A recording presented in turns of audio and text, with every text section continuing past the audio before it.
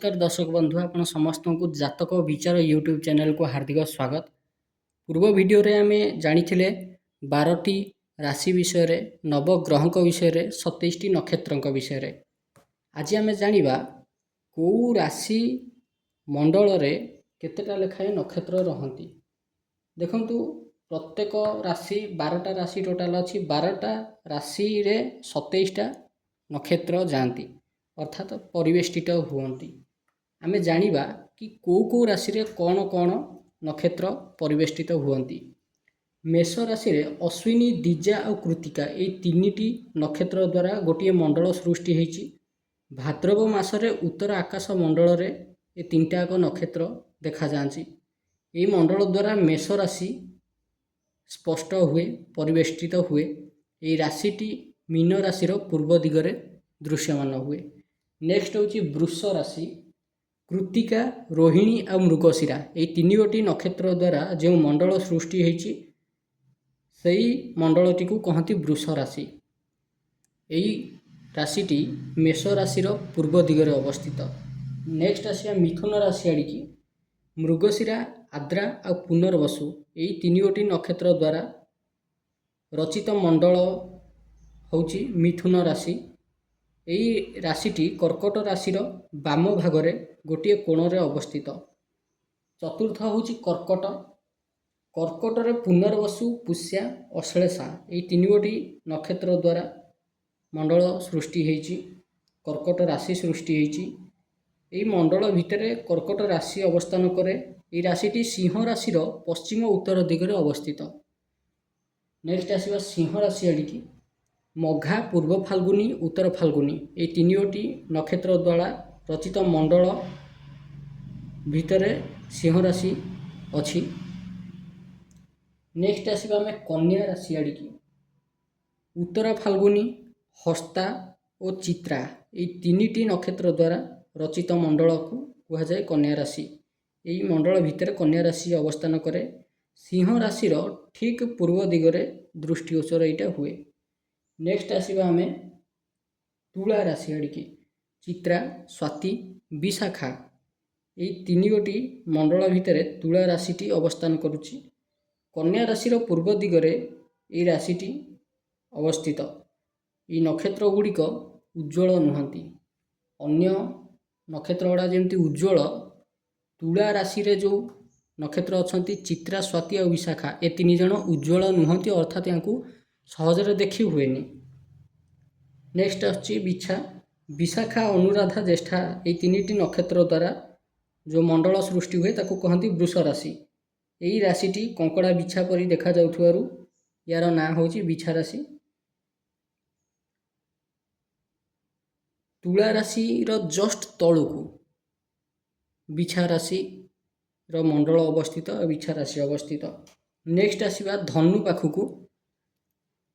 मूला, पूर्वाषाढ़ा और उत्तराषाढ़ा ये तीनिटी नक्षत्र द्वारा रचित मंडल को कहा जाए धनु राशि।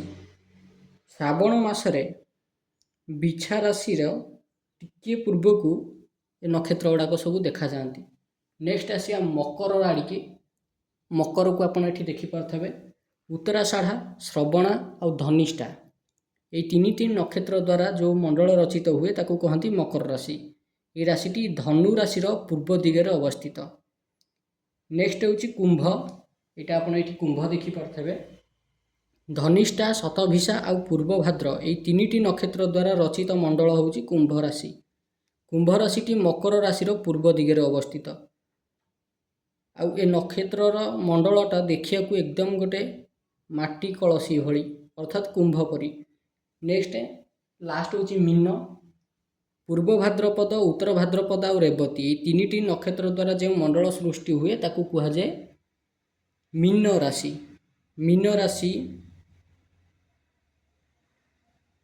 सबुठू बड़ राशि मानक भितर गोटे, जदिओ यहाँ को लोक एते अधिक जोर दियंतिनि या उपरे, किंतु मीन राशि होची गुरुंकर राशि।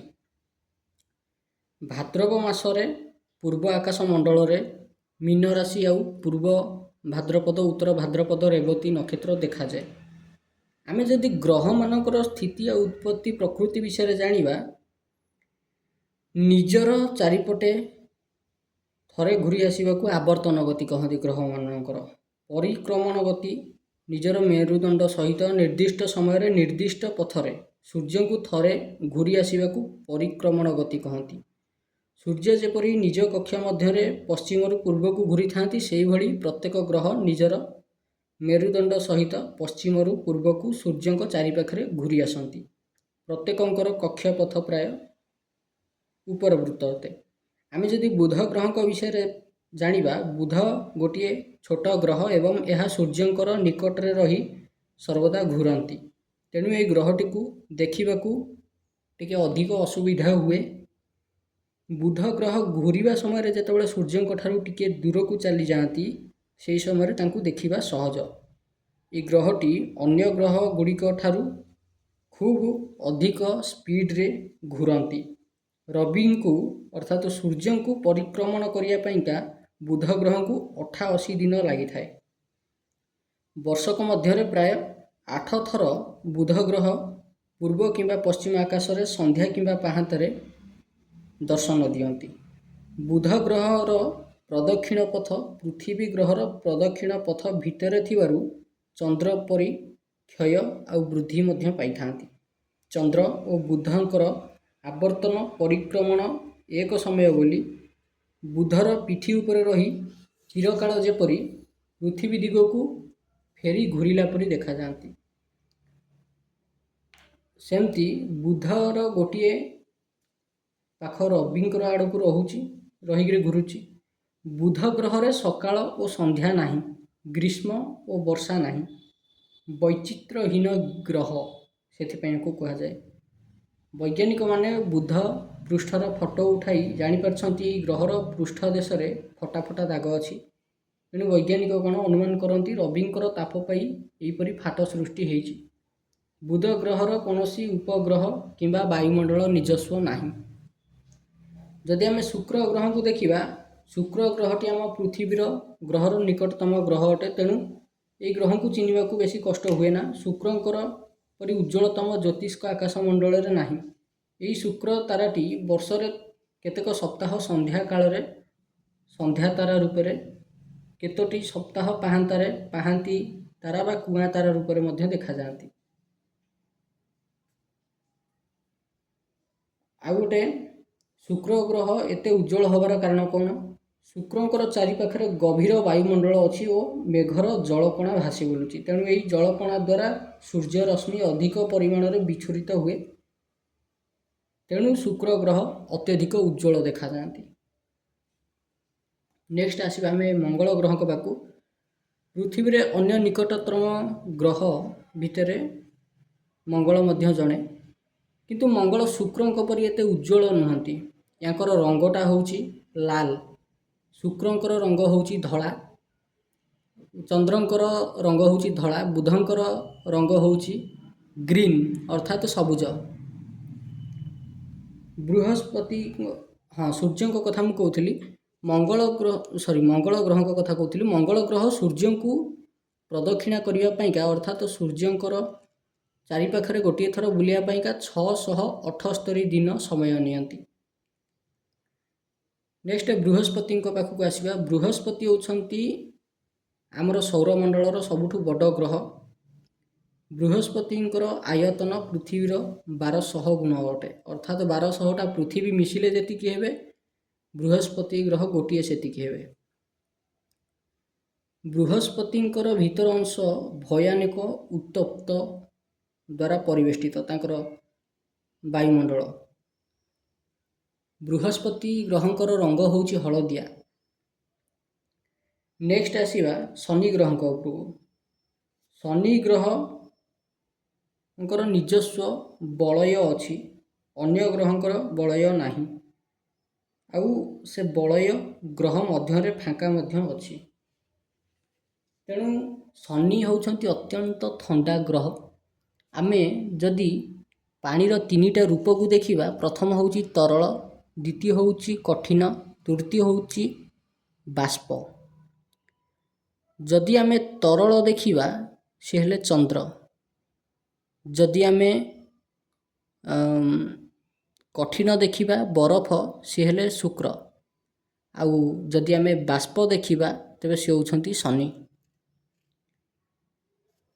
ତେଣୁ ଶନି ଗ୍ରହ ଅତ୍ୟନ୍ତ ଥଣ୍ଡା ଗ୍ରହ। ସେଥିପାଇଁକା ଶନି ଯଦି କୌଣସି କୁଣ୍ଡଳୀରେ ଅଶୁଭ ପରିଣାମ ଦିଅନ୍ତି ତେବେ ଅତ୍ୟଧିକ ଥଣ୍ଡା ରୋଗ ଦେଇଦିଅନ୍ତି। ସେମ୍ ଜିନିଷ ଚନ୍ଦ୍ର ଆଉ ଶୁକ୍ର ମଧ୍ୟ ଦିଅନ୍ତି। ଯଦି ଆମେ ଦେଖିବା ଗ୍ରହମାନଙ୍କର ସ୍ଥିତି, ତେବେ ଚନ୍ଦ୍ର, ରବି, ବୃହସ୍ପତି, ମଙ୍ଗଳ ଇଏ ହେଲେ ଗୋଟେ କ୍ୟାଟାଗୋରୀର ଗ୍ରହ। ଆଉ ଗୋଟେ ପଟ କ୍ୟାଟାଗୋରୀର ଗ୍ରହରେ ରହିବେ ଶନି, ରାହୁ, କେତୁ, ଶୁକ୍ର, ଇଏ ଆଉ ଗୋଟେ ପଟ କ୍ୟାଟାଗୋରୀରେ ରହିବେ। ମଝିରେ ରହିଗଲେ ବୁଧ। ବୁଧ କାହାରି ଶତ୍ରୁ ନୁହନ୍ତି, କାହାରି ମିତ୍ର ନୁହନ୍ତି। ବୁଧ ସମସ୍ତଙ୍କ ପାଇଁ ସମାନ ମନୋଭାବ ରଖନ୍ତି। କିନ୍ତୁ ଗ୍ରହମାନଙ୍କ ଭିତରେ କେବଳ ମଙ୍ଗଳ ହେଉଛନ୍ତି ଜଣେ ଯିଏକି ବୁଧଙ୍କୁ ନିଜର ଶତ୍ରୁ ବୋଲି ଭାବନ୍ତି। ଯଦି ଆମେ ଗ୍ରହମାନଙ୍କ ବିଷୟରେ ଦେଖିବା, ତେବେ ସୂର୍ଯ୍ୟନାରାୟଣ ଭଗବାନ ଅର୍ଥାତ୍ ରବି ମହାଗ୍ରହ ହେଲେ ସୌରଜଗତର ଶ୍ରେଷ୍ଠ ଶକ୍ତି। ତେଣୁ କ୍ଷମତାଶୀଳ ବ୍ୟକ୍ତି ଯେପରି ନିର୍ଦ୍ଦେଶ କରେ ସେପରି ଅନ୍ୟମାନେ ପାଳନ କରିବାକୁ ବାଧ୍ୟ ହୁଅନ୍ତି। ଠିକ୍ ସେମିତି ରବିଙ୍କର ନିର୍ଦ୍ଦେଶରେ ସୃଷ୍ଟି, ସ୍ଥିତି, ଆତ୍ମା, ଗୌରବ, ମର୍ଯ୍ୟାଦା, ଶାନ୍ତି, ଶୃଙ୍ଖଳା ବଜାୟ ରଖିବା ପାଇଁ ସୃଷ୍ଟିକର୍ତ୍ତା, ପାଳନକର୍ତ୍ତା, ରକ୍ଷାକର୍ତ୍ତା, ସମାଜର ଶ୍ରେଷ୍ଠ ବ୍ୟକ୍ତି, ଗୁରୁଜନ, ପିତା ପ୍ରଭୃତି ପରିଚାଳିତ ହେଉଛନ୍ତି। ରବି ଯେଉଁ ବ୍ୟକ୍ତିର ଜନ୍ମକୁଣ୍ଡଳୀରେ ବଳବାନ, ସେହି ବ୍ୟକ୍ତିର ସୃଷ୍ଟି ଓ ଜୀବନୀ ଶକ୍ତି କ୍ଷମତା ନିଶ୍ଚୟ ବଳବାନ ରହିବ। ଯଦି ରବି ଦୁର୍ବଳ ଥିବେ ତାହେଲେ ଏହି ଦୁଇ ଶକ୍ତି ଖୁବ୍ କମ୍ ରହିବ। ରବି ଯଦି କୌଣସି ପ୍ରଭାବ ଦ୍ୱାରା ସ୍ଥାନଚ୍ୟୁତ ହୋଇଥିବେ ତାହେଲେ ବ୍ୟକ୍ତିର ଆୟୁଷ ଖୁବ୍ କମ୍ ଥିବ। ତା ଛଡ଼ା ତାର ପ୍ରକୃତି ବି ସେହି ପ୍ରକାରର ହେବ। ରବିଙ୍କୁ ଆତ୍ମା ଓ ପ୍ରକୃତିର କାରକ ବୋଲି କୁହାଯାଏ। ତେଣୁ ଜନ୍ମ ଜାତକରେ ରବି ଯେଉଁ ପ୍ରଭୃତି ସ୍ଥାନରେ ରହିଥିବେ ସେହି ପ୍ରକାରର ପ୍ରଭାବ ବ୍ୟକ୍ତି ଉପରେ ନିଶ୍ଚୟ ପ୍ରଭାବ ପକାଇବ, ଏଥିରେ ସନ୍ଦେହ ନାହିଁ। ରବିଙ୍କର ପ୍ରବଳତା ଓ ଦୁର୍ବଳତା ହିସାବରେ ସେହି ବ୍ୟକ୍ତିର ପ୍ରବଳତା ଓ ଦୁର୍ବଳତା ଗୁଣ ପରିଲକ୍ଷିତ ହୁଏ। ରବି ଗୌରବତ୍ୱ ଓ ଶକ୍ତିର କାରକ ଅଟନ୍ତି। ଯଦି ରବିଙ୍କର ପୂର୍ଣ୍ଣ ପ୍ରଭାବ ଥାଏ ତାହେଲେ ବ୍ୟକ୍ତିର ସର୍ବ ଶୁଭ ଫଳ ଲାଭ ହେବ। ଜନ୍ମ ଜାତକ ଶକ୍ତିବାନ, ମର୍ଯ୍ୟାଦାପୂର୍ଣ୍ଣ ନିହାତି ହେବ। ଯଦି ରବି ବିଶେଷ ଦୁର୍ବଳ ହୋଇଥିବେ ତାହେଲେ ବ୍ୟକ୍ତି ଶକ୍ତି ଓ ଶୃଙ୍ଖଳାହୀନ, ଗୌରବ ଓ ମର୍ଯ୍ୟାଦାହୀନ ଜୀବନ ବଞ୍ଚିବ, ଏଇଟା ସ୍ୱାଭାବିକ କଥା। ରବି ଦୁର୍ବଳ ହେଲେ ପିତାଙ୍କର ଅନିଷ୍ଟ ହେବ, କିନ୍ତୁ ସବଳ ହେଲେ ପିତାଙ୍କର ସବୁ ଶୁଭ ହେବ। ପିତା ରାଜା ଅନୁଗ୍ରହ ଲାଭ କରନ୍ତି, ରାଜ ପଦବୀ ପ୍ରାପ୍ତି କରନ୍ତି। ନେକ୍ସଟ ଆସିବା ଆମେ ଚନ୍ଦ୍ରଙ୍କ ଉପରକୁ। ଛାଡ଼ନ୍ତୁ, ଆଜିର ଭିଡ଼ିଓ ବହୁତ ଲଙ୍ଗ ହୋଇଗଲା। ଆଗାମୀ ଭିଡ଼ିଓରେ ଆମେ ଅନ୍ୟ ଗ୍ରହମାନଙ୍କ ବିଷୟରେ ଜାଣିବା। ତେବେ ଆଜି ପାଇଁ ଭିଡ଼ିଓଟି ଏତିକି। ଯଦି ଆପଣଙ୍କୁ ଭିଡ଼ିଓଟି ଭଲ ଲାଗିଛି, ଏଇଭଳି ଭିଡ଼ିଓ ଦେଖିବା ପାଇଁ ଆପଣ ଆମ ଚ୍ୟାନେଲ ଜାତକ ବିଚାର ୟୁଟ୍ୟୁବ ଚ୍ୟାନେଲକୁ ସବସ୍କ୍ରାଇବ୍ କରନ୍ତୁ। ଧନ୍ୟବାଦ।